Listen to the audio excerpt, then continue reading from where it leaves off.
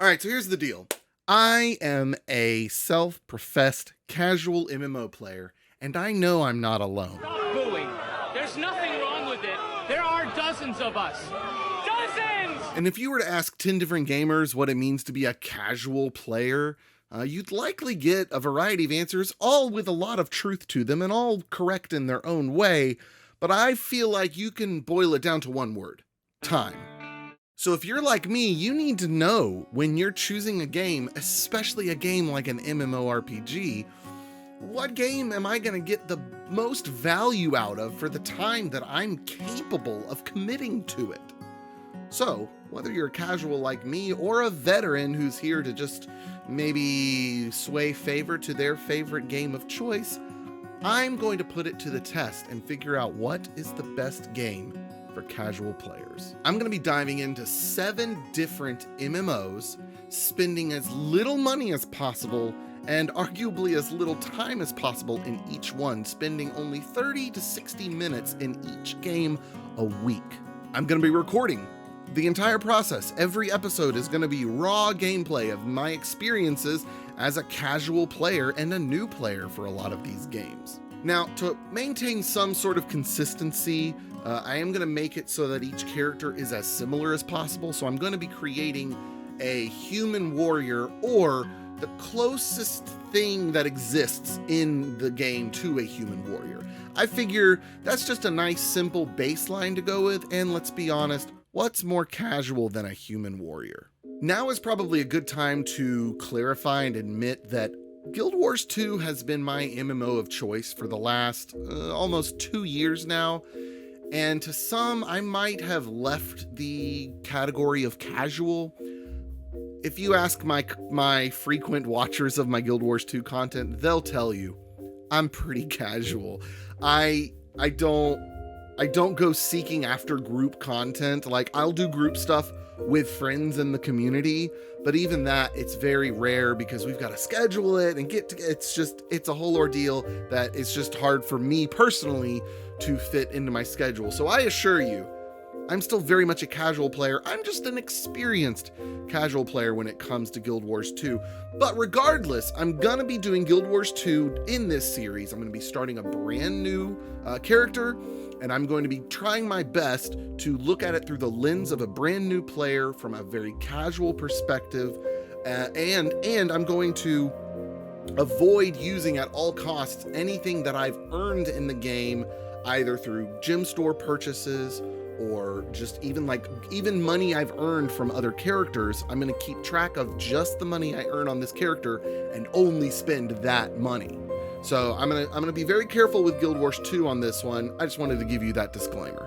And not only does that mean I'm going into this with a pretty heavy bias toward Guild Wars 2, but honestly, this series, you could look at it as I'm putting Guild Wars 2 to the test. I want to prove to myself that I made the right choice 2 years ago to choose Guild Wars 2 as my MMO of choice, but maybe it's not.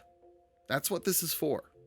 Now let's talk about what games I'm going to be playing. First up, of course, we're going to be playing World of Warcraft. Now, my history with World of Warcraft is that I played an okay bit during Burning Crusade and Wrath of the Lich King. I even played a little bit with my wife for a little while there, but I never did group content.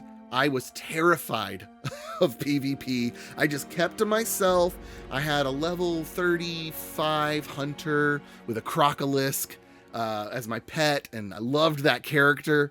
But it's been a while. It's been a long while since I played World of Warcraft, so I'm looking forward to getting into that again. Next up, we're going to be playing Elder Scrolls Online. This is probably the next highest on the list of the games that I've spent time in and know an okay amount. I'm really going in honestly blind, because in Elder Scrolls Online, my history is that like every year or so I'll get an itch to play it, and I'll play one character for 3 or 4 hours, and then I won't play for a long time, and then I'll come back and I'll start a new character.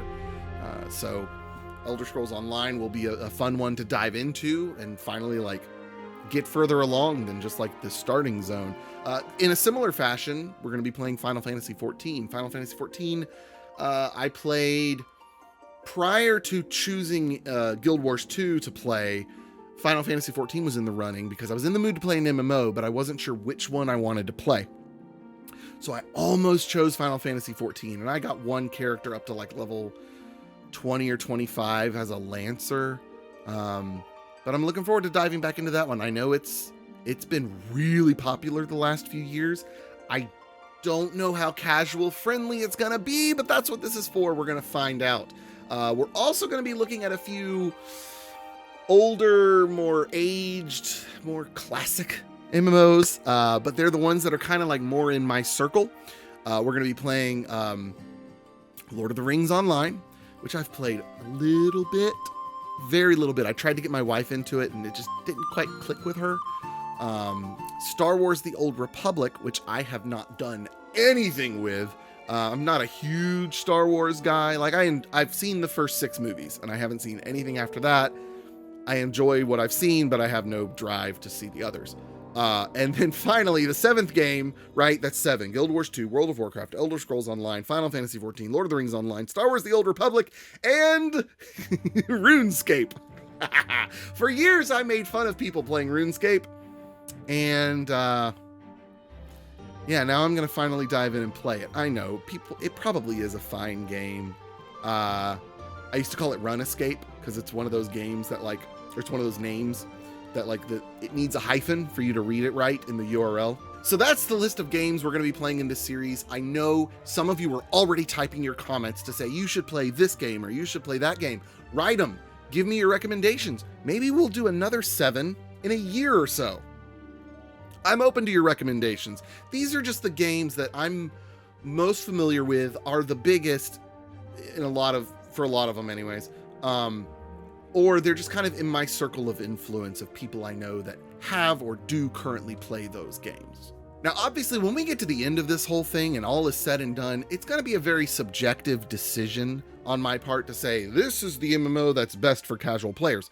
So I'm expecting to kind of say, well, if you're into this MMO is better for you. But if you're into that, this MMO is better for you. And so to help me pinpoint that, I'm going to be keeping a spreadsheet. So my wife, when I told my wife this idea, she was like, how are you going to keep track of them all? Like, wouldn't it be better to play one and then another and then another and then another, which in my mind sounds terrible because then by the time I get to the 7th one, I'm going to forget what I thought about the first one. And I said, oh, no, honey, I'm going to have a spreadsheet.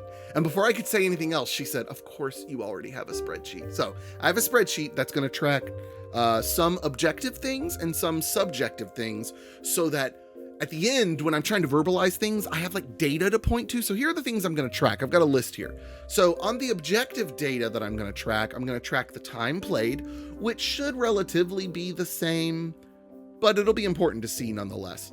We're going to track what level I've achieved. Now, obviously the level is different per game because each game has a different level cap. And so that's actually going to be represented as a percentage of the level cap for a paid player.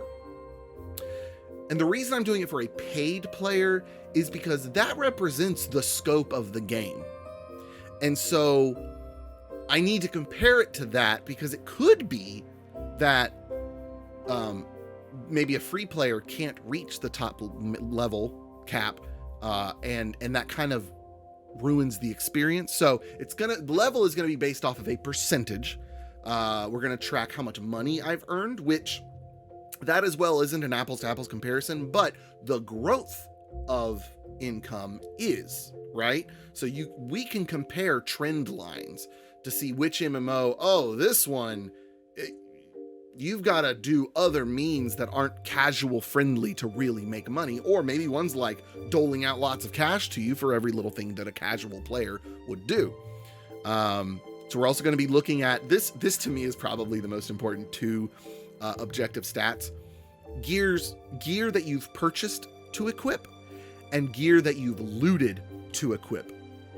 Because for me as a casual player, I'm playing wanting to experience character progression. And part of that's skills, part of that's loot, part of that's gear, right? And the reason I'm separating purchased gear and looted gear is that, to me, those are two very different experiences.